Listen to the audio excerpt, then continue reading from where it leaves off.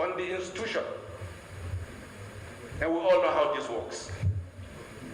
They are deliberate, they are calculated, so that create the impression that the NNPC Limited and our leadership are doing anything to create economic sabotage in our country.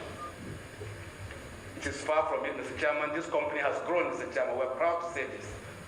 From a loss company for 43 years to a profit-making company today, Mr. Chairman. Mr. Chairman, it is very clear from everything you have said through this investigative hearing that you can see the majority of the issues you have raised have nothing to do with the NNPC Limited. Yet, everybody believes, by sheer misinformation which my minister has highlighted, that NNPC is responsible for creating any economic sabotage in our country. The essence of today's meeting is one, for us to be able to meet with the stakeholders and to be able to also make you to be a part of our agenda setting, and most importantly, to be able to appeal to all stakeholders. In the meantime, by saying, let the accusations and counter-accusations, stop.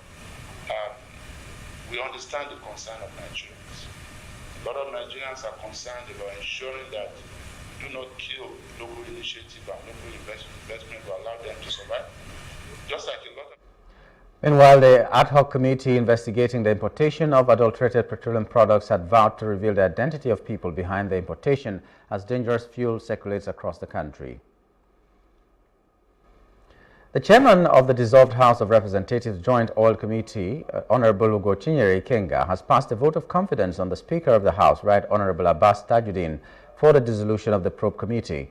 The honorable member, who is representing Idiato North and South Federal Constituency of Imo State, and House Committee Chairman on Downstream Petroleum, Honorable Ikenga Ugo Chinyere, also debunked allegations that he gave $1.7 million to the House leadership to secure the committee chairman position.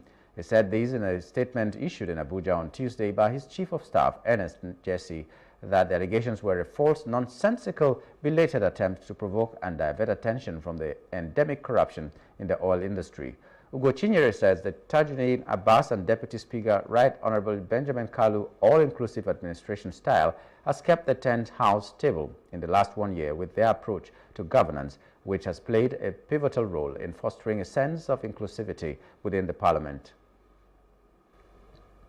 The Senate has raised questions over the $1.5 billion approved in 2021 for the turnaround maintenance of the Port Harcourt refinery with little or no result. The upper chamber lamented that it is unfair and wrong to treat government businesses or public companies as an orphan while private businesses are flourishing and thriving.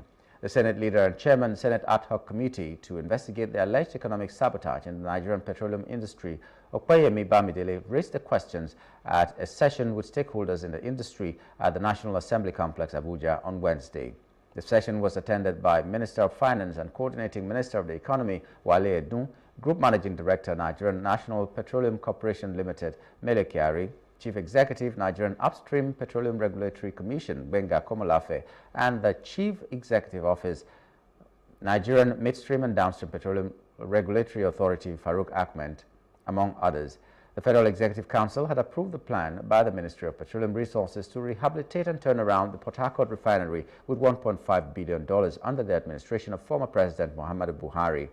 Despite the huge investment, the government-owned refinery is yet to function effectively, a situation that compelled the country to depend almost entirely on the importation of petroleum products. At the session with stakeholders on Wednesday, Bamidele expressed concern over the dysfunctionality of the government-owned refineries despite investment to carry out turnaround maintenance.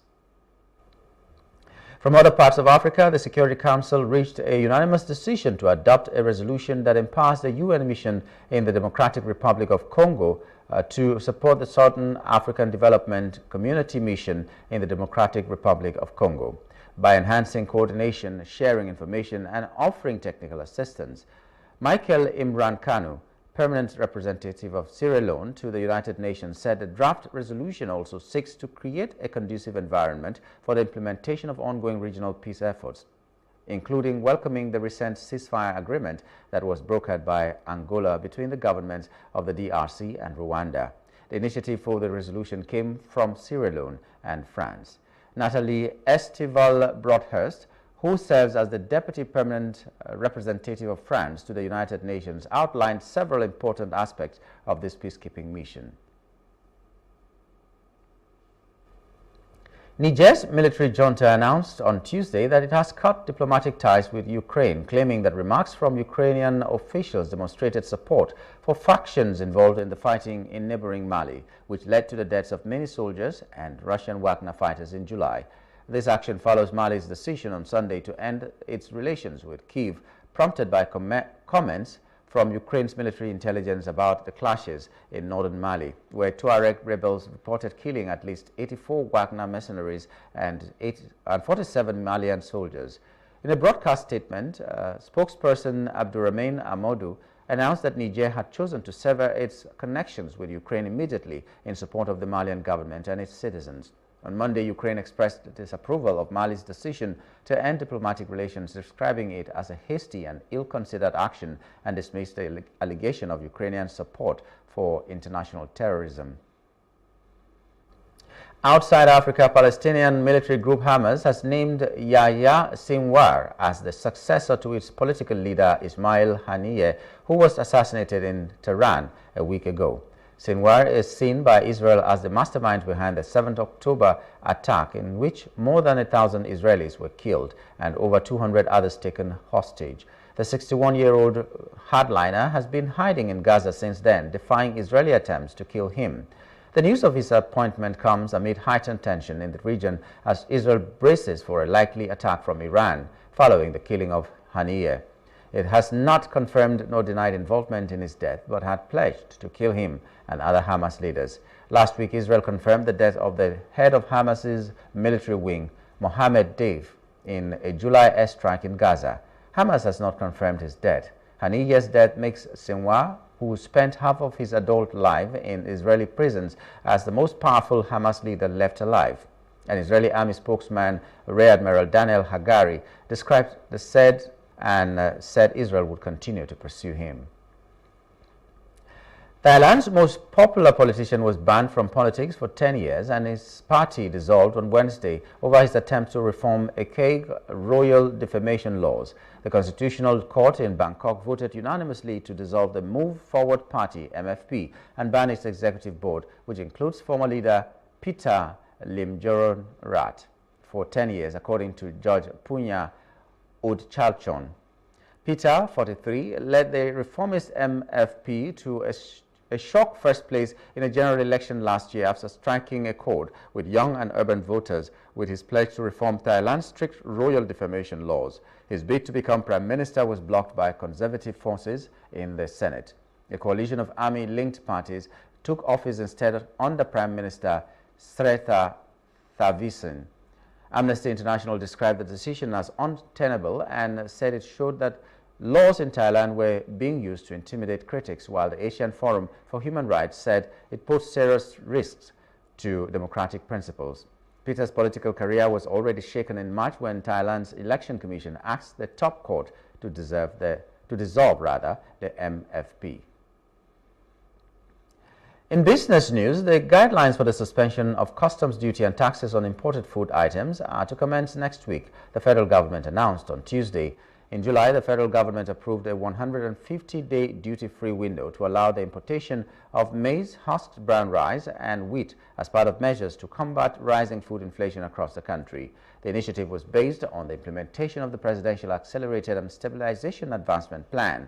Speaking at the meeting of heads of security agencies in Abuja on Tuesday, the Comptroller General of Customs, Bashir Adeniyi, said the implementation of the policy would commence once the guidelines are ready.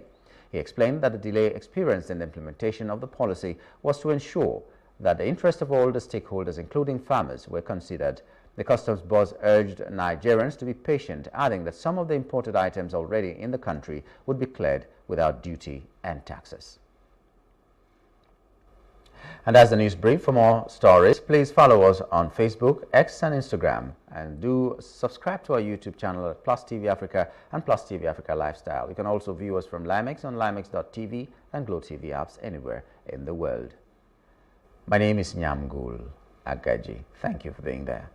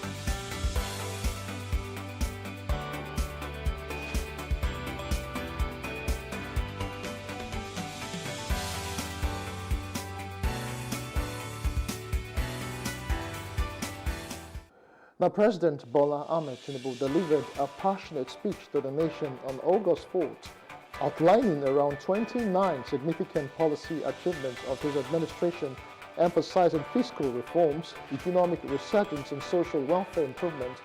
The detailed address highlighted the government's efforts in various sectors to stimulate growth, reduce debt, burdens, and improve the living standards of Nigerians.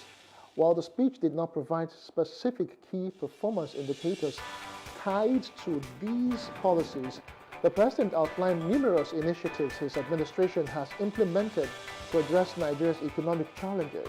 Meanwhile, the federal government announced that the first batch of 50-kilogram bags of rice priced at 40,000 naira will initially be made available to the public 7th before being distributed to other regions of the country. Agriculture Minister Senator Abubakar Kyari stated that the public service has an accurate data system to ensure proper documentation and prevent abuse, similar to issues that arose during the nationwide rice distribution. Kyari emphasized that this system, which includes the National Identification Number (NIN), is designed to maintain transparency and accountability, ensuring the rice reaches those who need it without mismanagement or corruption. He also mentioned that the rice bags will eventually be allocated to the state to ensure fair and equitable distribution across Nigeria.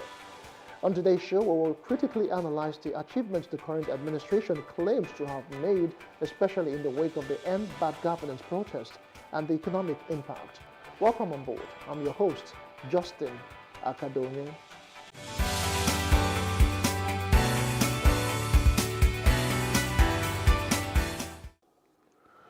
All right, just before we get into the conversation, Nigerians have expressed dissatisfaction over President Bola Ahmed Tinubu's address to the nation over the nationwide protest against bad governance and cost of living, which began on August 1st. The president went on national television for the first time since the protest began 4 days ago to speak to Nigerians and pledge plans to improve their living conditions and grow the economy, including easing food and creating jobs.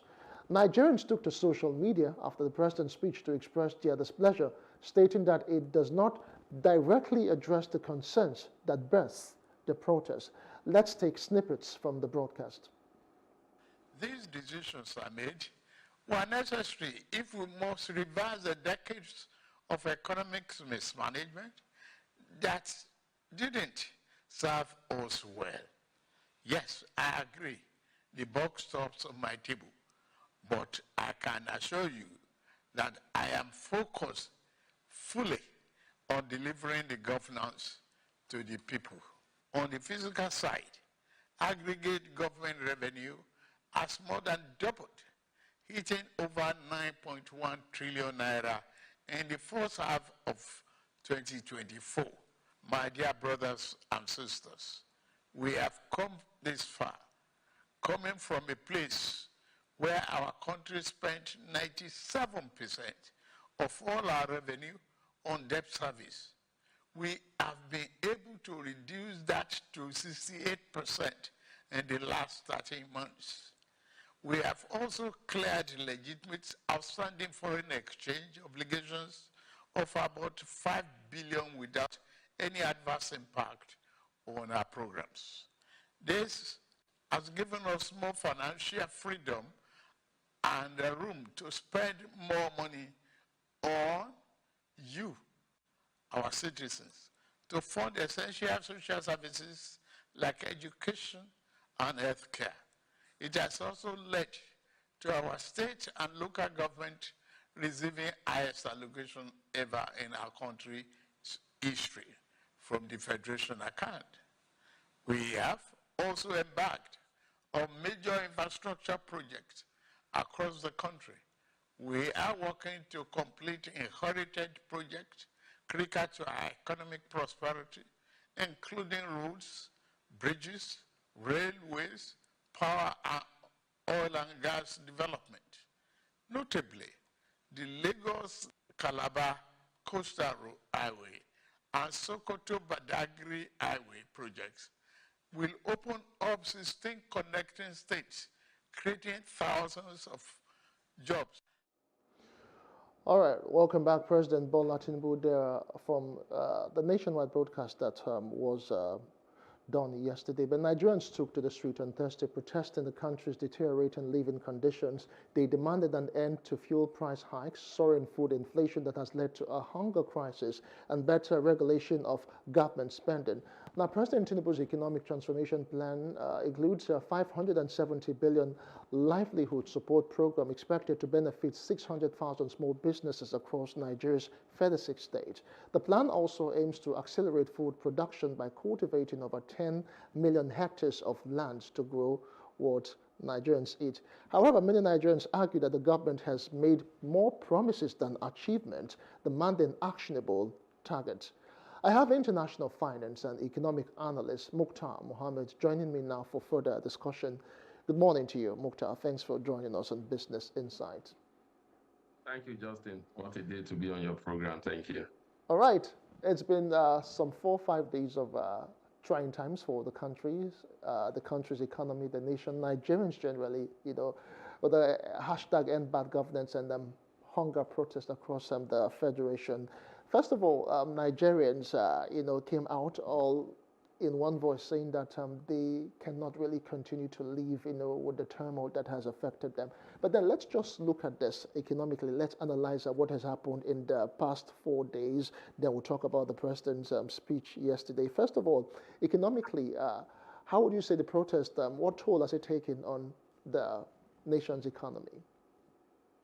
Justin, for a country that the most vibrant economic sector is the informal sector, for the past 3 days, markets were completely shut down. So when you look at that figures, daily, that we've lost over 900 billion. If you put that up, averagely 300 billion every day that comes from the informal sector, that's about 900 billion. Has gone for that day. Secondly, you must know that 90% of Nigerians live by daily income. And whereby they go out, they do the vibrant sector of the Nigerian economy is the transportation sector that move goods from point A to point B. That sector was totally shut down. And also the vibrant market women, also markets were shut down. So those are the most vibrant sector, the small businesses. So they were all shut down for the past, at least for the first 3 days. Maybe you say that the other days we may be losing, but it's not as much as we lost in the past 3 days when those protests start. So definitely, even the government sector, you realize that some government offices also were not open. Most of the former private sector, most of them work from home. And it's not the same when you work from home like when you work from the offices. And so when you look at that, you just about agree that about 300 billion was lost daily. And then when you look at gradually coming to activities, you will be saying that not every sector of the Nigerian economy are ready to go out. People are being cautious. You can look at the roads today, especially in Lagos. I went out to look at it before this interview.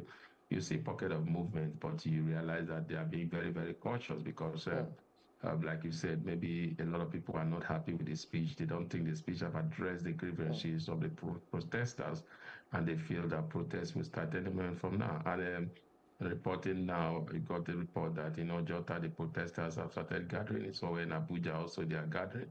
And so it shows that there's no end to the protest yet.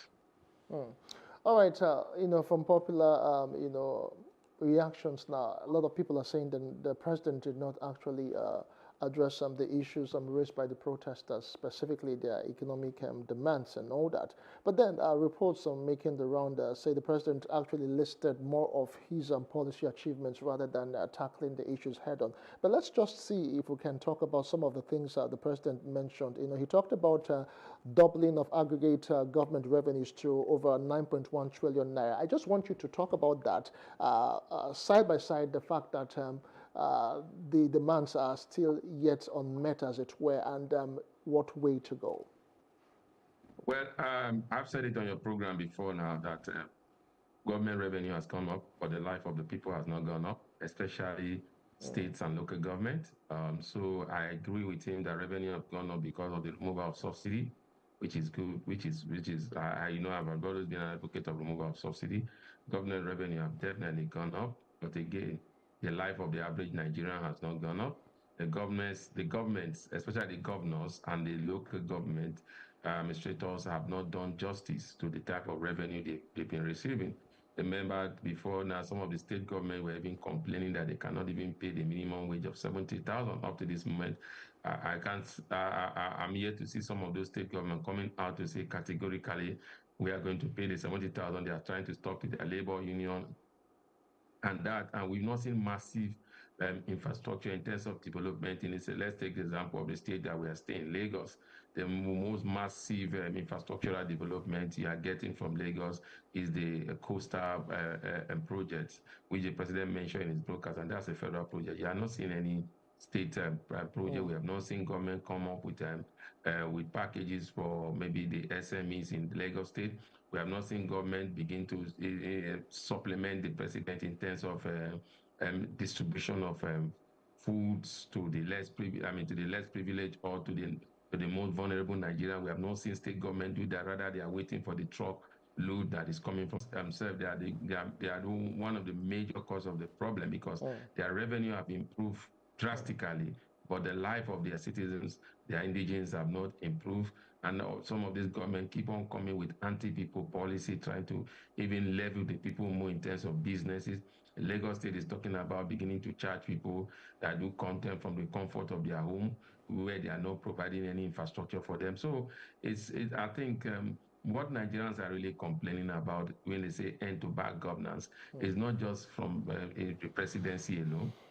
Also goes down to the local government, to the state government, but we're more concentrated in the presidency because Nigerian president is the one of the most powerful. That's why governors run to him, cap in hand. He's in charge of security. There are still some exclusive lists that are within his control. And then Nigerians are looking at the cost of doing governance, especially since this president came in. He's a president that have given more ministerial appointment, almost 48 ministers. That's not happened in the history of this country. He's the same president that is still creating more ministry of livestock. That's laughable. He's also the same president that have signed a bill into law of Southeast Development Commission, Northeast Development Commission increase. And it's the same president that is also telling, they must look at the unnecessary report and come up with a white paper. Then outsidely, is saying he's creating more ministry, is having more ministers. So I think those are what Nigerians are angry about. You see a president telling us to cut code to bear with them. It's more or less like you used to use 4 yards of clothes. They are telling you just use only your top, do 2 yards alone for top alone. And then the same person that is telling you to do 2 yards for top alone is coming and you see him wearing agbada, which is about 8 yards. So you won't be able. So that's what the people are saying. The politicians' life has remained very high. I mean, it's like their life is better than before because they are getting more revenue, both the judiciary, the legislators, and also the governors and others. So they are living large, and the people are suffering. So that's why people are coming out and saying, you know what, We can't continue to bear this burden. All right, Nigerians really need to hold government to account, specifically knowing that revenue has actually increased over the past months. But then again, still talking about the president's speech and the achievements that he ruled at, let's talk about transportation specifically. He talked about the launch of the compressed natural gas initiative and distribution of 1 million conversion kits to commercial vehicles. He also mentioned that reduction transportation costs has actually reduced by approximately 60%. The NURTW are in the news, and they said that most of the conversions have not been done. So, in your opinion, have we really seen a reduction in transportation costs by 60%, as the presidency has claimed? And I know that that's not true. If you look at the data from the Nigerian Bureau of Statistics, that keeps saying that cost of transportation has gone up even in their last report, and even because of the cost of PMS. I remember PMS have even gone up in Lagos. To some filling stations are selling for 630 and 615 naira compared to about 605 naira they were selling before now. So it just shows the fact that I think the president is not in touch with the reality on ground. And I mean, he listened to his advisors, which, sorry to say, seems to be being just lavishing propaganda all the way, because you and I know that that's not true. These CNG buses that the president is talking about, he's promised it ever the very first day it's subsidy gone. He said that we'll still have CNG buses will be coming in. And this is 1 year after. We've not seen one of those CNG buses anywhere in the country. So, I mean, it's laughable when you listen to the president's speech. It was more or less a campaign speech. It's telling us, this is what I'm doing, listen to the 1,000 houses that are in Abuja alone. They say we are planning to do it in various 6 states. And you ask yourself, even if you provide those houses, how many Nigerians have the money to even purchase those houses? Because the earning ability of the average Nigerian is now, he's talking about consumer loan scheme. I mean, is it not when you have a job that you get the loan scheme will be able to give you a loan? You don't have a job, you are saying that we should go and consider consumer loan scheme. He's talking about a reduction in import duties that are coming in, but they have forgotten that a lot of people have also invested at the high rate of 1,600, and those goods are still there. They've not been sold because the Nigerians don't even have the resources to buy those goods. So I think the president is not in tune of reality on ground. His speech was very disappointing, in my own opinion. For a long time, I've never sat down to listen to a presidential speech. But for the first time, I woke up and I left what I was doing. I said, let me listen to the president's speech. It was all rolling out policy that he has done that the people are even complaining about. I wish the president have come out to say, look, I know I removed subsidy. Yes, I'm a supporter of removal of subsidy also, but I've seen the impact of subsidy in the life of Nigeria. And again, that is why I have ordered that the NNPC should supply crude to Dangote in Naira. Hopefully, in the next 1 month, Dangote will be rolling out petroleum product. We see a reduction in those prices. I wish the president was saying like that. I wish the president is saying the power tariff has gone up, and this is due. The power company say this is due to exchange rate. So I've ordered the Minister of Finance to make sure, and the CBN governor, that they get their most of their equipment coming in at a fixed rate, and now zero duties on importation of machinery that come for power companies or that will have to do with power. So I expected the president to be making such concession.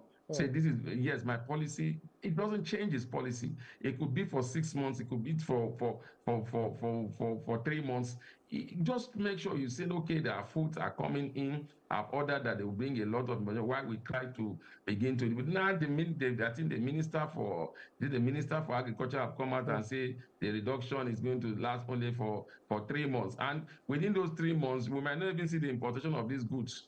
So, I mean, the importation of these food items into this country at that time, because exchange rate is still at 1,600. So what are we talking about? The central bank governor comes out to say that our FSs have grown to about 36 billion, and yet the exchange rate is still at about 1,600 in the official market. You see, when they just roll out this policy, they say it, you look at ground. So it's more or less like government magic. You are looking at it, the more you see the president should really give some concession to Nigerians at this moment. Nigerians, one that we normally say before, and you say, oh, before now, Nigerians have never protested on hunger. What you see Nigerian protest, if you look at the protest, is about no employment. But people are complaining about, oh, we are not employable, we are underemployed, but this is the first time in the history of this country, I stand to be corrected, where Nigerians are protesting that they are hungry. They are not asking for government. They are not asking government to give them job. They say we don't have food, or you refuse to understand. The people are saying we don't have food to eat. We are hungry. That's what the people are saying.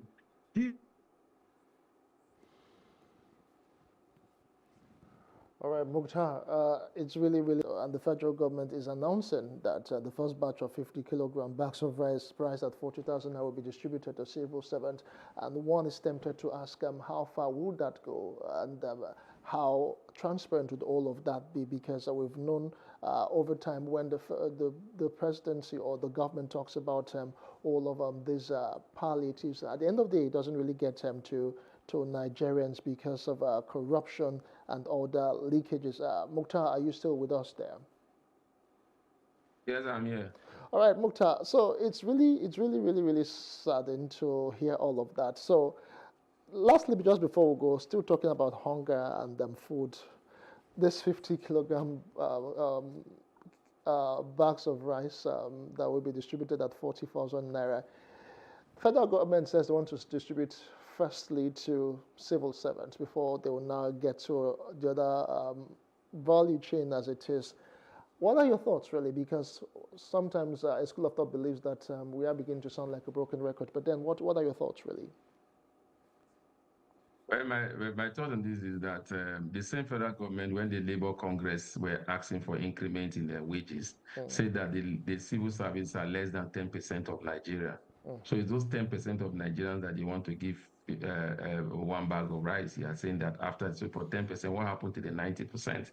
You say you've increased minimum wage to 70,000. A bag of rice is going to go for 40,000. Somebody was saying that, I mean, the market women keep saying, and we've seen it, that tomatoes is about 15,000. So if I buy a bag of rice at 40,000, I buy tomatoes at 15,000 to cook it just for one day. So that's my 65,000. Look, Justin, it hurts me when government seems to say, like, if we are children and you are telling us to come and buy rice, right now we eat every day.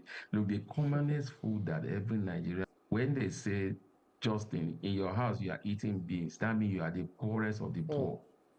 The poorest of the poor, that means you are eating beans. Today, the bag of beans is not even a kilo of beans, whatever a mudu of beans is not affordable to the ordinary Nigerian. Beans is more expensive than rice. Look, the government seems to come up with policies, and that's why they are not attractive. Their policies are not attractive. They are not even attractive to businesses. They are not even attractive to the ordinary Nigeria. Today, the president's speech was a speech that have addressed the problem. A lot of people would have been on their way to their offices today. If you look at it, I keep saying it, it's more or less like the protest is still on. It's all about cautions on the side of Nigeria because the president's speech did not address any demand. Partially, what the president did for us was like in a home, you said, oh, your father has kept some things that is making people hungry, and your father comes back to him and says, sit down. This policy I've put in place, that is what I will implement. Though you'll be hungry, and I think you should continue to be hungry because in the near future, you thank me for it. And you've forgotten that it's you that is alive that has the future. So people are dying because of hunger. People are dying because they cannot buy drugs to medication. People are dying daily. So, and you are there telling us that, oh, you roll out this policy, we should be patient. Before now, one of the ministers said, in 9 months' time, we'll begin to see the result of his policy. Now the president is saying we should be patient. There's no time frame for our patient. Our patient can be for the next 4 years. Remember, President Buhari kept telling us to be patient, and he kept borrowing till 96%. And when the president prided himself to have paid the bill of reduce debt payment of what was accumulated by President Buhari. I laugh because that's the same party.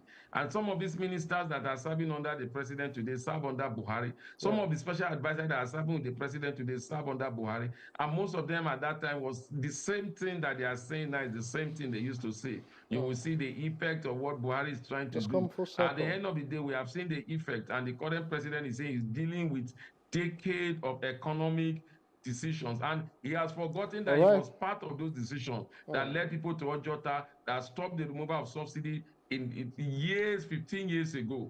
And today he's the one in there and he's removing subsidy without commiserate palliative. The 15 years ago when subsidy was to be removed, there were palliative that were rolled out by the Goodluck administration. Same president was against it. Today he's there. He ruled out no palliative on the removal of subsidy, and he's telling us to be patient. I think this government needs to wake up and talk to Nigeria, and not just talking to Nigeria. Let's begin to see action on stage.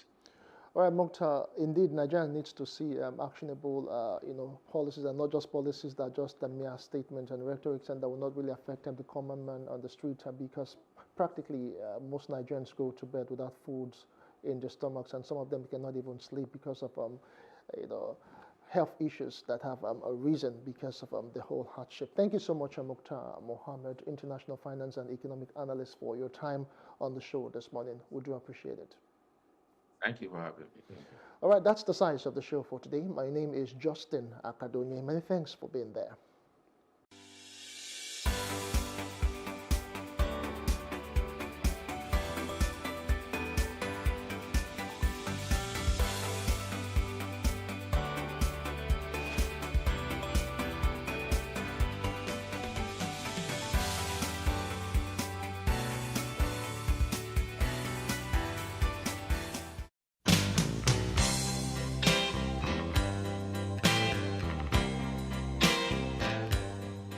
The pandemic opened the world to a new dispensation regarding work. How people work and the career paths they take differ from generation to generation. There are 5 generations present in the modern workplace, each with unique expectations and perspectives. A person's career path is described as the work they do and the roles they hold as they climb up the ladder. Before the millennium, career paths for many was simply linear, which could be a person working at the same organization and growing there till they retired, or a person working in the same role but changing jobs a couple of times. Security and staying power were the cornerstone of this career path. However, with modern technology, a person's career path can be as multifaceted and versatile as the individual wishes. Millennials now work multiple roles in their career trajectories, pursue numerous passions that are sometimes interwoven, and work at different roles in their journeys. Baby boomers and Generation X only considered a job good if it gave them the security to work there till they retire. But for millennials and Gen Z, the workplace has changed, and so has the career structure. Millennials often change their career paths or juggle multiple interests simultaneously. Being able to move from one job to another might signal a person's employability and adaptability. Baby boomers tend to believe that working long hours is what defines success and value face-to-face interactions with co-workers. In contrast, millennials believe that innovation and flexibility are key ingredients for success at work. The shift in occupational structures, for example, the increasing gig economy, is leading to polarization in employment, wages, and inequalities. From remote work policies to virtual leadership, the pandemic changed how we work. The opportunity to telework increased for some, such as knowledge workers, but not for frontline workers. Among the benefits are an improved work-life balance for some, as well as changed attitudes to well-being. Teleworking can lead to a higher productivity and lower operating costs for companies. Work is increasingly flexible and decentralized. Working from home or out of a workspace is favored by many because of the flexibility that comes with it. Millennials and Gen Zs prefer flexible work schedules and part-time hours so that they can balance their work and life compared to older generations who prefer security. Some people are social people. when they go to the office, they have friends everywhere. Ah, good morning. Ah, how was the football match? You just with your colleagues and stuff like that. That social element at work, a lot of people need it. Me personally, I'm an extrovert, but I'm also high on the introverted side. I like going to parties, I like making friends, but I also like keeping to myself. So at work, I'm not the friendliest. I would smile, I would say hi, but I don't need to. So it depends on your personality and what you need. For me, work from home works a lot for me because I get to spend time with my family. I'm always in the house with my partner, and that really makes me happy.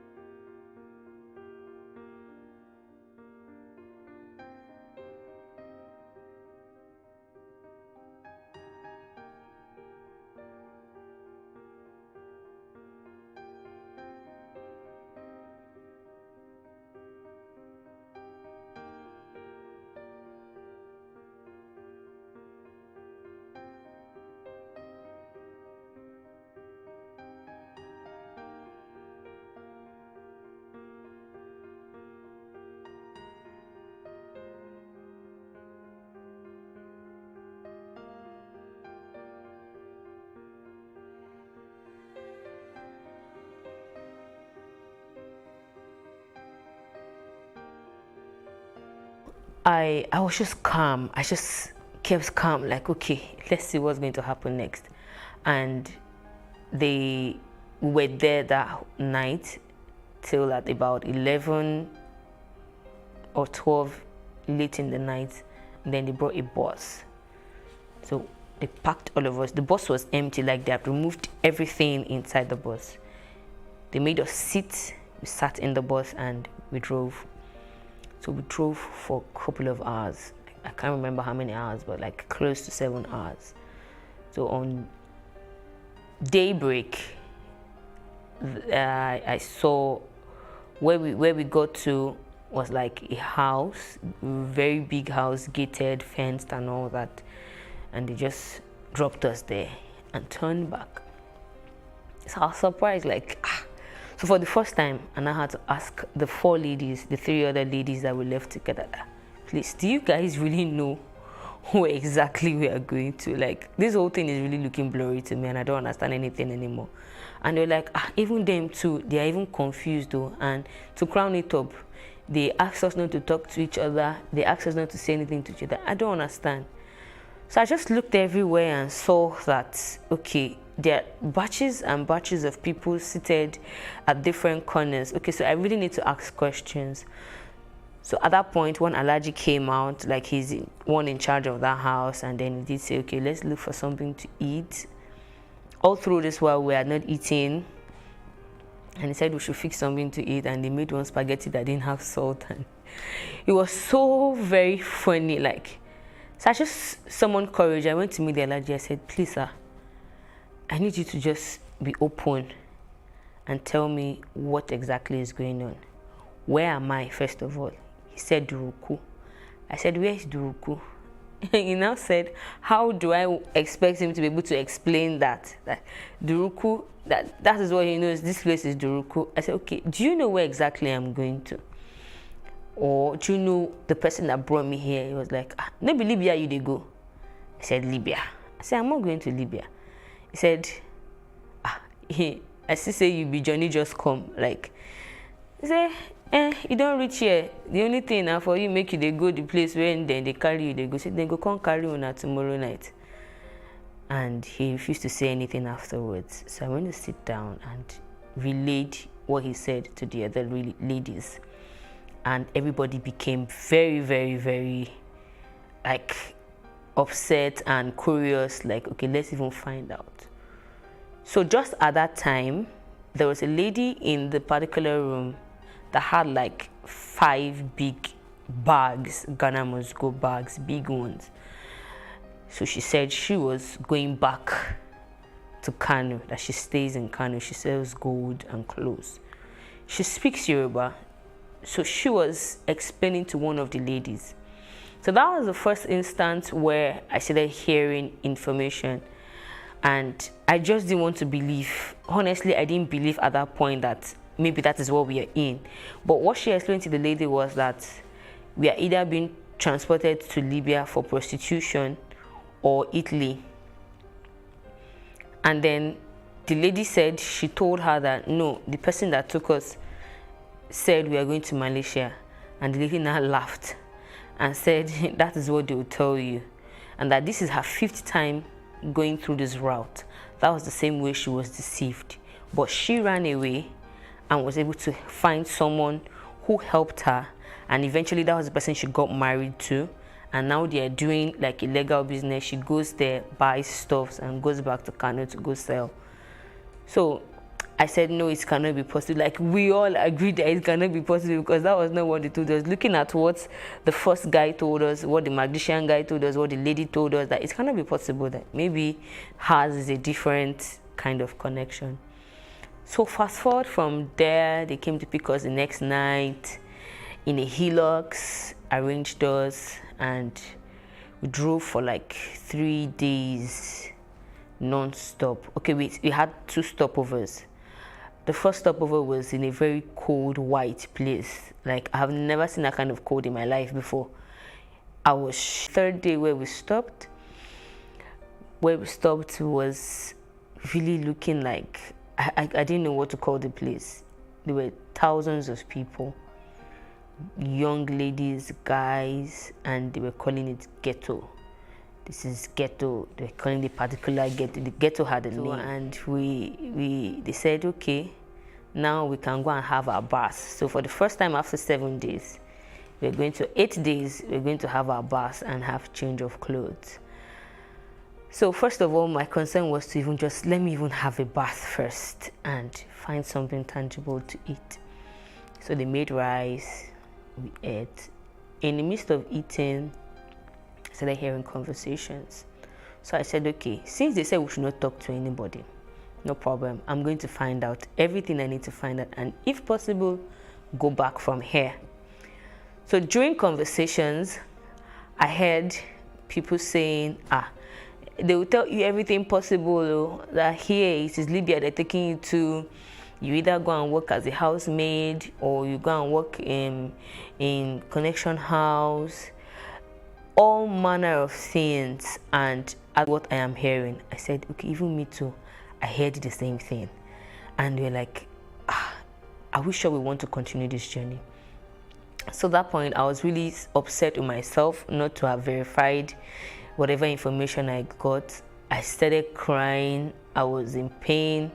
Like, why will I be going through this? Like, no. Even if, for crying out loud, this is not help. This is like putting me in a pit where I can't talk, I can't communicate. Now there is no communication, nothing. So I looked around. We were there till the next day, and then there was this particular guy, Mohammed, that was giving out clothes, was calling out names and all. So I walked up to him and said, please, at this junction, I don't think I want to continue this journey. Can you help me? I want to go back home. And then he said, that what I just asked is very dangerous. That if it was maybe you can manage or think of how to go about it, that already the person that I'm being taken to knows I'm here. Whatever makes me not get to her, he has to be the one to pay for me. I'm like, pay for me as how? He said, somebody paid for you to be brought to her, and pay transit, they pay additional money just to be sure that the person is being carried along.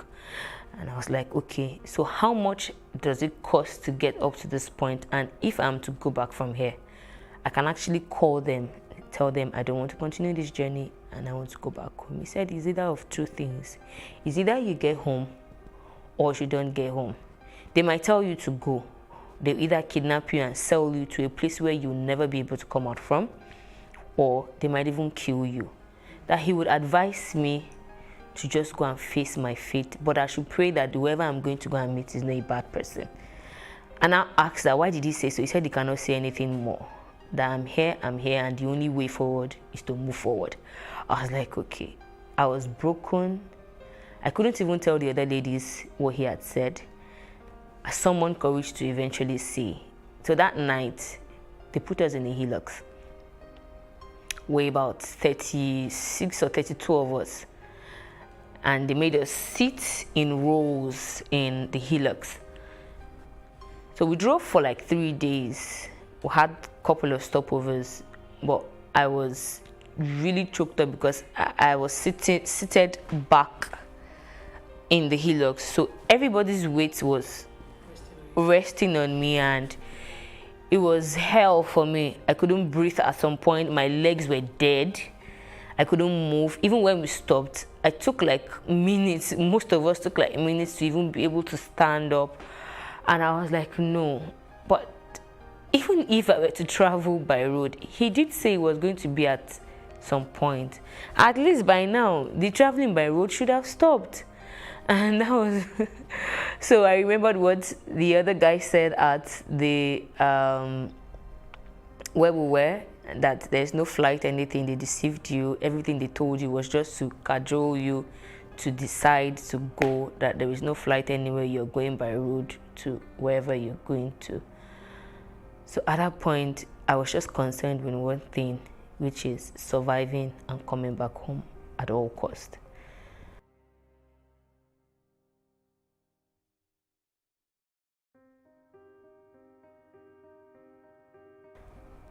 So after the first stopover, I became sick a little bit. I started having too many issues. So I decided not to sit in the hillocks again. And then I had to sit at the edge on top of the tire box. And then I had a stick in between my legs. So they made ladies sit inside the hillocks, and then the guys would sit around the hillocks. But because of my previous experience, I had difficulties breathing. I said I wasn't going to sit inside the hillocks again, that I was going to sit at the edge. So I did sit on the edge of the hillocks and had a stick to hold on to, and we drove for another couple of days.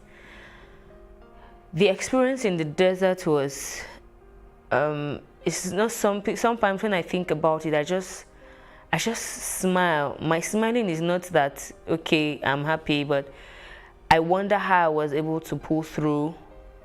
I wonder how I was able to manage my health. I wonder how I was able to cope up mentally, emotionally, thinking about everything I had left back at home, everyone. I kept them in the dark. I didn't really say much. And then thinking about the people who deceived me, like, if you want to help someone, you should help someone and not even put them into more problems. So a lot of things were racing through my mind. I got so discouraged at my own life. I felt really bad that I was impatient. I didn't ask questions. Of all places, why would I be going to Libya to do what? Like, I wasn't even, I couldn't really define the feelings I had then. But at each point, what I always did was to just pray to God that, God, I know that I have done wrong not to have even, look out for my own self. But I am asking for just one thing. Wherever I'm going to, make sure you take me back home, healed and healthy. So we had another stopover. I got beaten along the way by Arab men. I was trying to save someone from getting beaten wrongly, and I got the beating. Difficulty, there was no food, there was no water, the weather was, the sun would be shining and scorching, and the cold was extremely cold. Like, I couldn't really, there was no definition of everything that was going on. I was just bleak and blank. At the point, I was regretting every step from my friend. I started cursing, so she knew about this. That was why at the point she disappeared. She didn't really see anything. And even when I asked her about it, she pretended not to know anything about traveling. That this guy didn't tell her anything about traveling. But I'm like, but you introduced me to this guy, so it's not possible for him to come tell me something about traveling and you didn't know. I thought so far and wide to the point where I felt okay. I know I'm not going to die. I know I'm not going to die. I know I will go back home, and I'm so going to fish these people out and really find out the reason why they ever did such to me. At some point, I became very ill. I had very bad cough because I refused to sit again at that point. We had sat for like 3 days. So all my ties were burnt and peeled from the sitting. And you know, the Hilux, the speed at which the Hilux was moving was really high. It wouldn't stop. At a point, a guy fell off the Hilux and they didn't wait. They didn't wait. The drivers were so mean. We don't understand their language, they don't understand our language. So even when you're beckoning on them to say, oh, something is going on. There was a time a guy was throwing up. He was feeling, okay, I think it was about throwing up. So we're like, okay, maybe if he stops. We tried beckoning on them, and if they come out, the next thing they do is to probably hit you with something, saying all manner of languages. We didn't understand. We couldn't speak to them. They couldn't speak to us. It was hell for me. So because my laps were peeled, I couldn't sit again. So I now stood behind the pavement of the main Hilux box. And then that journey was for 5 days. 5 days of cold, 5 days, as in I couldn't breathe. I couldn't breathe. Like at some point, I would just cry and scream out loud. Like I wish the sky could even feel my pain. Like there was no definition to what I was going through. And I just kept crying and crying and crying. After crying, I'll console myself. You're just crying. You see, everybody here, they also have one reason to cry.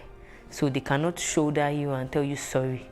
So you alone will have to shoulder your pain. And that hurt me so bad.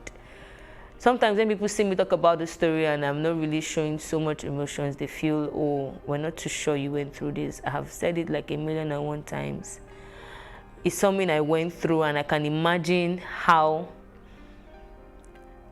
I had to just tell myself that, come, you have a child back home that you love. You need to be alive to come back to her.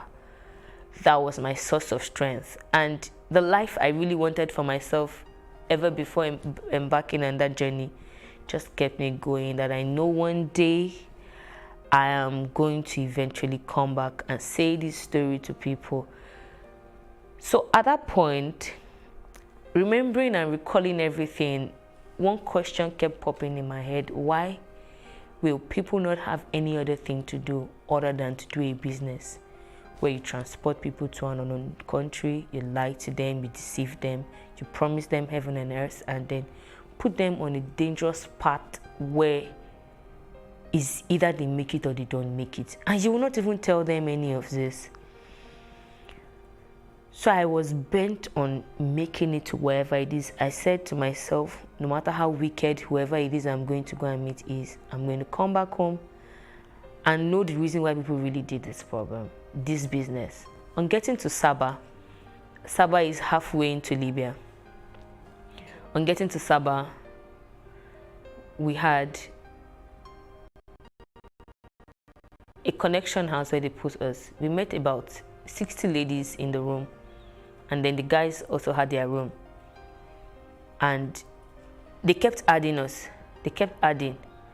And at a point, I counted, we were about 80 in that room, the ladies' room. The guys were about 40-something. The food was really bad. You know, having to make banku. Now, this is not even the original banku. This is the banku made with flour.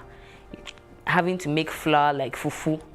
And then maybe they will serve like 20 plates down. And then everybody will now line up. By the time you're eating, it's as though you're eating stone, you're swallowing stone. The soup was so watery that you won't even, you're not. The very first day I was asking myself, like, I know I had challenges back at home, but my challenges were not so bad that I couldn't even eat a good meal. Like, this is not a meal. So the first day we had that in the night. The next day we had rice, very small portion of the rice was dried. You can imagine when you boil rice and then you open it, you put it in a plate and you just open it down. And because the weather is very cold, so anything you don't keep properly dries up. So by the time you're eating the rice, and like it's like you're eating rubber. So at some point we just sit there crying out that no, this is not life. This is not, why are we having to go through this? I would cry every night. I would beg God that please, can I just vanish from here? Okay, at the point I was begging for death to come because it wasn't funny. It wasn't funny. And within ourselves, some girls were like, they were really radical about it, and they were like, no, we need to tell them, it's either they change the way they are doing this food, or maybe we should even take up the cooking by ourselves. So I thought of it. I was like, okay, that's true. So if already I'm going through hell, and then food now has to be a problem. So we waited for the ghetto man, the person in charge of the ghetto, like, we waited for him to come. We kept shouting, when is he coming? When is he coming? We don't even know why we are here. We don't even know what we are doing here. We are being kept here. We don't know who even put us here. We don't even know anything. Nobody is saying anything. So when the connection man did come, we took turns to ask questions. I noticed everybody was just asking questions. Where are we going to? Where are we going to? And all. So I did ask him. I said, okay, first of all, why are we here? Do you have an answer, or do you know the reason why we are here? And then he said, you are here because you're being transported to your burger. And then we now asked, what is the meaning of a burger? He said a burger is the person that paid for you to be transported from Nigeria. So we're like, is that the reason why we are being given bad food? Like when you're given something to swallow and it's already hurting your throat, like practically almost everybody had sore throats from that banku. And it was like, okay, he doesn't know anything about the way the food was being prepared, but that this place is just a transit, and the reason why we are here is because the road is bad, there is war, and they cannot transport us. It's very risky, and that we might meet rebels on the way, and rebels, they either rape, kill, abduct. And we're like, okay, so for how long are we going to be here? He said, doesn't know until the war is over. So if it takes 1 month, if it takes 2 months, but just know that for every food you are eating, for every extra thing you collect here, your money is piling up. It is your burger that is paying, and when you get to wherever you are going to, you will have to work to pay your burger back. So we now, 5 of us volunteered to be cooking our food by ourselves, and we were there for extra 2 weeks and some days. In total, we were there for 3 weeks and 5 days. And then we started the journey to Libya. That was where I had a near-death experience.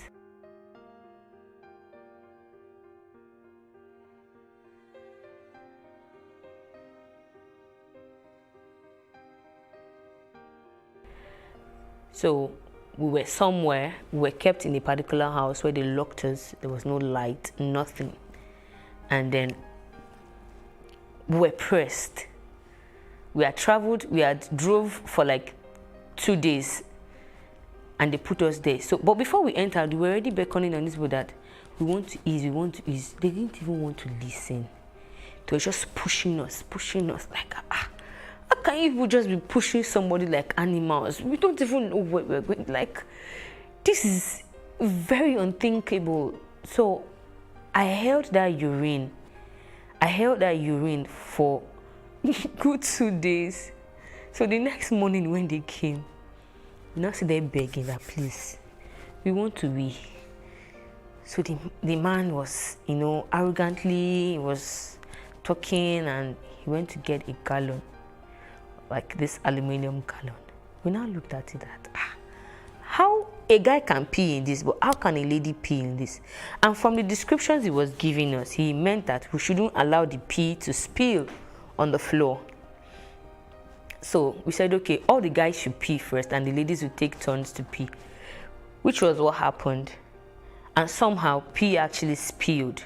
So by the time he was coming back, when he opened the door, so the pee you know, no, P wouldn't, and you can imagine P that had stayed, the smell, it was awful, he was angry, he went back, he went to get a stick, and he was holding like 3 different things. So I was wondering, what does this guy want to do? At that point, everybody had their heart in their mouth, because the moment you see them holding anything, they can hit you anywhere.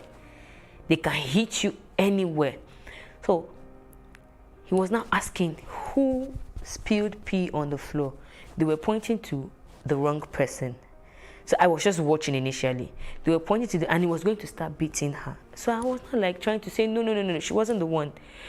You see, when that spring landed on my head, you know this spring they use in water closet? Very strong and thick. And all I knew that was going on was that I was screaming at the top of my voice with both hands on my head, because it actually hit me on my head. And when I gave birth, like 8 months, when I was 8 months pregnant, I fell in the bathtub and had a slit on my head from the tiles in the bathroom. So sometimes that part of the head still hurts. So when he hit that spring on my head, it was exactly on that spot, and he did it like 3 times. He kept hitting the spring on me. I remember crying till I didn't know what was going on. And you know, for the first time, when they say people have bitter tears, you cry bitter tears, and you just have to still be the one to tell yourself you have to stop. So by the time I woke up, the other ladies were like, you need to see the way they were rejoicing, because they said they didn't believe I was going to still come back to life. The head was actually bleeding at that point. And at that point when I woke up, they had cleaned it, they had tried everything. I remember when they were pouring water on me. I remember when somebody was tapping me and everything. And I was like, they started explaining what actually happened. That the moment he hit that spring on my head the second time, I started screaming, and they noticed I was bleeding, and I cried, and I just went mute. And they were telling him that she's not talking, and the man just told them, bara, bara, bara, bara, and he went away. He said they were praying, they were begging God that this girl must not die. She has been like a source of strength to us. If she dies here, what's going to happen and all that. It actually took me 4 to 5 hours before I woke up. And at that point, I had lost strength, I had lost everything. So there was a lady we met in that place that had a phone. So that was the first time I had to beg her. I'm sure it was because as a result of what had happened, she did not allow any other person use her phone. They would normally not allow you use their phones. So I couldn't even tell my mom what I was going through, because there's no how she would hear my voice like that and not panic. And I know the kind of mother I have. So I called my boss that I had worked with in the FRSC and told him, this is what has happened to me. And I don't even know where. Yeah, we were in Trauna at that time. And he said, but why didn't you say anything before leaving? And then I told him that they told us not to say anything. The moment they say don't say anything, you should have known it was trafficking. I know that you're naive and you do not know anything, but you should have told me. Because he was now like a father to me. Even after I had stopped working with the FRSC then, he was like a father to me. He said he was going to try his best to see what he can do, but that still being on transit, there is probably little or nothing he can do at that point. So I'm sure he tried calling back, because the lady kept cutting a particular call. I wouldn't know, and I didn't want to disturb her. So at that point, I really cried. That was the only thing I could do. I just cried. Like, I have never suffered like this in my life before. Even if I'm to suffer anything, it shouldn't be suffering from a decision to have a better life. So long and short was, we got into Libya and they kept hiding us. They lay us in hillocks, cover us with tarpaulin,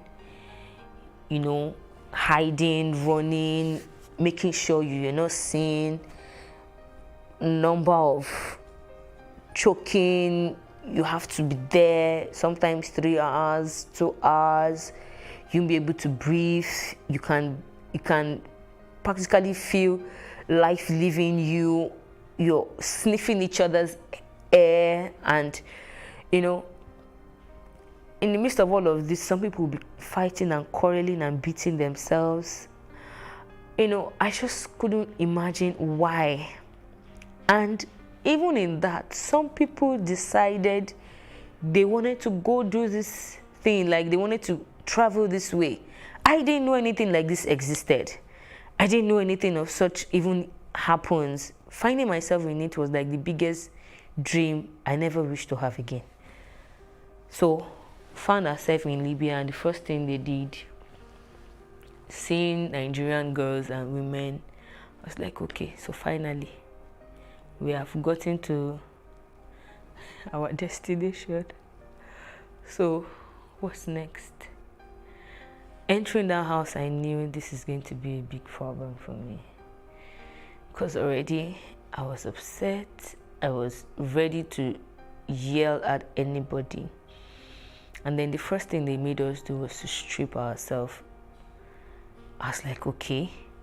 So I did remember at some point in the journey where a particular guy, we met him somewhere, and he also gave us a hint of how it actually goes. He said they're taking you to the garage. And then I now asked, what is the garage? He said the garage is a place where they take Nigerian girls to. And that's the most common place that they take them to. And they're going to take you to the connection house. And what they do normally in the connection house is sex trade. So I said, no, I'm not going to do that one. He said, you will not have a choice. He said, they'll make life hell for you. You will not have a choice. So he now said that if eventually I get there, and that is what it is, that I have an option to run away. But it's very risky. And then he did give me his number and said that I must not write that number anywhere, that if they see that number with me, they will beat the living daylight out of me, because they will know that I have contacted a burger as well. So he made me cram that number. 2 of us, we crammed that number to be sure that we didn't forget the number. But you see all the experiences we went through afterwards. At a point, I couldn't even remember the number anymore. And then I remember what he said. He said, you just have to help yourself remain strong. And while they asked us to strip ourselves, I was like, for whatever reason, I'm coming to work for someone. Why would you ask me to strip myself? So they said they were searching, maybe you have a number written somewhere in form of a tattoo, or maybe you wrote the number somewhere and you hid it in your clothes, or anything. They just wanted to be sure you didn't have any information whatsoever. They collected my phone, went through my phone, and that night they called us one after the other. So, what were you doing in Nigeria? And then I explained, and the man said, okay, now this is the woman and her husband. The man said, okay, I can see. And then the first question he asked me was, what are you doing here? And I'm like, I was dumb, like, he said, you have something good doing. What are you doing here? I said, it was a friend that said there's traveling opportunity, and said, there's no need to explain. You are here, you are here. Oh, no choice near. Your own is to make sure you work on time and pay and get out of here. So the wife now asked, what did they tell you that you're coming here to do? I said, first of all, this is not where they told me I'm coming to, and they told me I'm going to be working in a hair factory and a restaurant. And then she laughed and said, that is not it. That this is what they do here. That did I see all those other girls outside? I said, yes. He said, what do you think they are doing? I said, I don't really know, but I saw a couple of girls sitting down. He said, they're working for their money. He said, that is the same thing you're going to do. And I was like, I don't understand. He said, yes, that's the same thing you're going to do. So the earlier the better for you. I bluntly refused, because this is that wasn't what I was told in Nigeria. And for no reason, why would I leave Nigeria to come to Libya, to come and prostitute with my body to make money? How much money do I want to make? So I felt that I was doing myself good by trying to be as open as possible. I was very plain and blunt, and then she just kept laughing. I was like, but yeah, nobody will tell you. So she said, okay. And the same thing with every other girls, because we had agreed that, okay, if eventually we find out that that is what we actually being taken there to do, that we are not going to agree to it, because that was not the agreement. And for whatever reason, we cannot just decide to leave Nigeria and go and prostitute somewhere. So she was like, she knows that girls that they just bring from Nigeria are very stubborn, that she will give us 3 days to go and decide. But in that 3 days, we should be watching at the other girls to see how they actually go about what they do. And the first day went by, second day went by. I vowed to myself, I said, nowhere in heaven's name will I live this kind of a life. Like, it was so absurd. I was grieved, I was bitter, I was angry, all manner of words, because looking at all the experience in the journey, I almost died, and then all for what? To come here and come and use my body to work to pay someone. I'm like, it didn't make sense. I cried every minute I remembered. And on the third day, she did call us to ask us if we were ready. I told her that she has to look for another job for me. And then she said, okay, since I don't want to take it easy, since I don't want to take it the easy way, that they'll show me how they also go the hard way. So that night, we didn't even know what she meant. That night, a girl was brought in, and we watched more than 5 people beat that girl black and blue. Wow. She had also refused the connection house where she was taken to. She had also refused to do the same connection house job. It was actually a burger that brought her, but they took her somewhere else. So they said she was being stubborn where she is, or where she was, and then they brought her back to the burger. Madam, come and take your girl, give us back our money. She said she know they work. They beat that girl to stupor. They beat her to the point where I sat where I was and I told myself, I said it out, like, these people are not humans. Like, why? On seeing the way they beat that lady, I was like, so I will also come to this point where they will have to beat me to say, yes, I will do it. I said, I would rather die. Because at the point when they beat her, she was like, okay, Mache, I will do it, I will work, I will do it. I was like, so this is what I will go through. So for some reasons, I didn't know, they took the other 3 ladies out of where I was. It was now left with only me in that house that came together. So after a week, she then asked me that, what else can I do? I said, I cook. She was like, okay. She gave me pepper and oil. I said, go and make stew with it. I made the stew. She told them to teach me how to make banku. I made the banku. She was like, okay, not bad for a start. So first of all, your first job here is you're going to be cooking for everybody. My heart was like, okay, finally she has agreed to give me something else. So another week went by and she said, Orobo, I don't know where one day she just called me by that name and said, for her, that is what she will be calling me. Although she gave me another name, Success. So everybody calls me Success, but she calls me Orobo. And then she looked at me and said, Orobo, are you ready to work now? I was dumbfounded and I couldn't say anything. And in my head, I was like, if it is to die here, I think I'm ready to do that. But to use my body here, I will not. So 3 weeks went down. And all of these weeks, nobody even came in one day to say, this person, how she be, who she be, and all. So after the 3rd week, a man came in, a matured Nigerian man, a Yoruba man. He came in and did ask to take me home. And at first she refused, that she wasn't going to let him take me home, but he begged and all of that. So when we got home, he sat me down and said, I didn't bring you here to come and sleep with you. I brought you here to teach you one lesson that will help you if you must live where you are. He said he noticed the way I was being questioned, the way I was being bullied and all that, that is the way the woman does. And that I'm even still seeing the better side of her, that she's a really, really hard person. And when she's ready to go hard, she goes all the way. He said, you see where you are, there's no shortcut. There is no way out other than for you to actually make money, pay them before you leave. And if you are not even careful, you'll be done paying them, you will not know, you'll still be there playing a fool, working for them.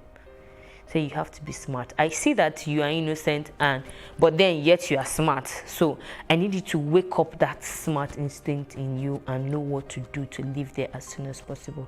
He said he was going to be going to Italy in 3 weeks. From that time, that was the reason why the woman refused to give me to him initially, because normally that is the way some men will come there, take girls and they run away with them and they don't eventually get their money.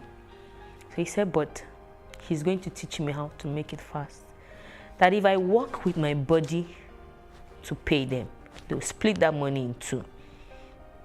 But if I'm doing something extra to pay them, they would record the money just the way it is. Say, for example, I sleep with someone and the man pays me 5,000 naira. They're not recording 5,000 naira. They're recording 2,500.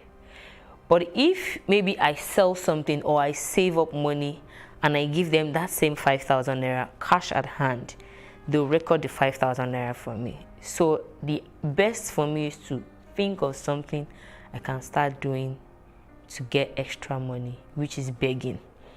So when these guys come, I have to beg them for extra penny. Or if they ask for anything beyond what I'm supposed to give them, like in normal duty, then I should ask for extra cash. Those extra cash are the extra stipends I'm supposed to be saving up to give them.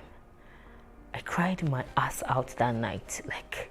So he said, you see, she's even giving you grace. He said, it's because she likes you. That this woman, she's naturally not the patient type, and the moment you're proving hard, she'll go hard with you and you'll give up. So the earlier the better for you. But he felt that he should just reach out to me and teach me something that would help me.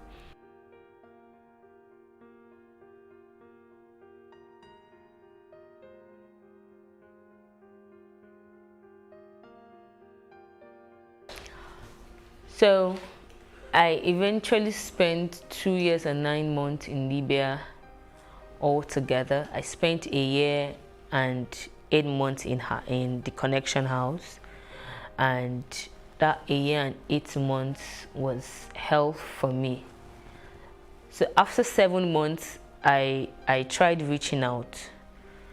So at the point they released a phone for the girls in the house to call their customers, to know when they're coming, to know if you're having someone who is coming to come and sleep with you over, or someone who is going to come and take you out and all. So I begged one of the girls in charge one day to allow me buy airtime on the phone to call. So I did call my dad, and my dad was really bitter, and he said the only way he knows I can get out of that place is for me to find my way to the Nigerian embassy and tell them that I want to come back home. So I waited for 3 days to actually get that report, because he didn't know what to do at that point. He said, okay, can I call you back? So I said, I don't know, but I'll try and talk to the person in charge of this phone so that whenever you call, they give me the call to answer, which was what actually happened. And somehow, I don't know how they got to know, but they found out that I called the Nigerian embassy, and they beat hell out of my life. They beat everybody in the house. Plus, at that time, my burger wasn't in Libya at that time. She was in Nigeria. It was the husband that was at home then. The husband beat me. All the girls in the house beat me. So I wanted to run away oh, I'm trying to be smart and this and that. After all, they knew that from the very first day I came, the woman was calling me a virus because she knows that I'm kind of smart. I will try to play smart. So from that time, they locked me out from phone. They stopped allowing me go out. It was I can't start recounting experiences, day-to-day activities, how I felt. At some point, I would just practically pray that, God, please, when I sleep this night, don't allow me wake up in the morning. I slept very late and I'm always the first to wake up. So after a while, I started gaining confidence, like, no, I should be able to still bring myself out of it. So I changed my attitude and started being very smart. I called up as much information as I could. I got to, I became very nice. I always learned lessons and, I was trying my possible best to see beyond the problem I was in and was already thinking of a way out. So I had a couple of guys who would just naturally like me and they would tell me, you see, when you're ready to leave this place. Some guys went as far as asking, okay, madam, how much is this girl's money? Let's pay. She would intentionally double the money and make them run away. So when she did that the first time, the second time, I just knew that, okay, so this woman is actually being wicked. But not to worry, I'm actually still going to live here. So when it was about 1 year and 5 months, I sat down one day and calculated how much I had paid, minus all the subtraction. If you do anything, she'll beat you and subtract your money. Maybe 50 dinars, maybe 100. If you quarrel with anybody, maybe 200 dinars. If you fight, maybe 500 dinars and all. So by the time I calculated and I saw that the money had gotten up to like 5,000 dinars, which was actually what that man told me. He said normally it's supposed to be 2,500 dinars, but burgers are always wicked. They want to collect even double of that. So sometimes you have to pay up to like 5,000 to 6,000 dinars before they will let you go. And some will still not let you go, except you fight for your freedom. So when I calculated, and I had calculated about 7,000 dinars, I was like, okay, I think my time here is up. And then I started asking for freedom. She initially refused and said that I was not done paying her. So I said, okay. So in 2016, when she was going to come to Nigeria in September, she gave me freedom in August. That was 1 year and 8 months. She said, okay, that now I am free to work for my own money. But whatever money you're working, the same way they were splitting in two, it's just that this other half now, instead of them collecting it, they'll give it to you.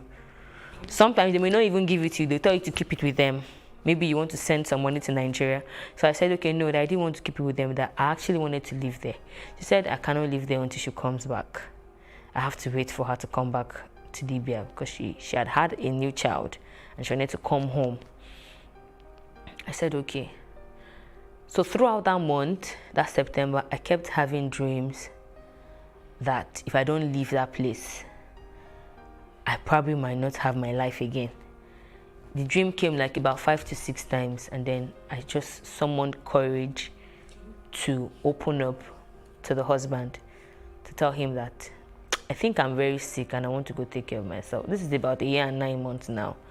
From the day one up until now, I worked every day and slept nothing more than 3 to 4 hours that I needed to take care of myself. And he understood with me because several times in between, I had fallen sick, like so bad that at some point it took drips to like resuscitate me back and all. And the man also knew that I was very, very hardworking. Like at the point, he would always tell the wife, stop beating this girl. Like, you need to stop, even if you're beating every other person, but you see this one, stop beating her. And the next thing is, she will say, oh, okay, so now you're sleeping with my husband. My husband is fighting for you. This, that. I know you are hardworking, but you must be sleeping with my husband for him to be fighting me to stop beating you. And then she will intensify whatever thing she was doing. So, but I kept bearing them up. At that point, I made up my mind. So there's this Ghanaian guy who who had already told me that whenever I'm ready, that he had an apartment he doesn't really stay in, that he goes to the village to work. Sometimes he doesn't come home 2-3 months, that he could give his space up for me to stay there, take care of myself. So when I did mention to him that I wanted to go and that I was sick, he did say, okay, that I should call the wife and tell her, which I did. And then she was like, so I cannot wait for her to come back. I told her that no, I can't wait, that I'm very, very sick and I needed to go take care of myself. She said, okay, I should hand over the account to the husband and I can leave, which I did. That was in October 2016. I did that in October 2016. In November, sorry, that was November 2016. I did that in November 2016. I had barely stayed a month in the new house where I was staying. I'd stayed a month and I was taking treatment, eating well and all that. And I heard she came back. She did actually call me to come and cook for her, but I refused going. And then on the 2nd of January in 2017, there was a massacre in the garage. The massacre was bloody. I think they were counting 300 bodies and they were still counting as at the time we got the news. The bombing and from where I was,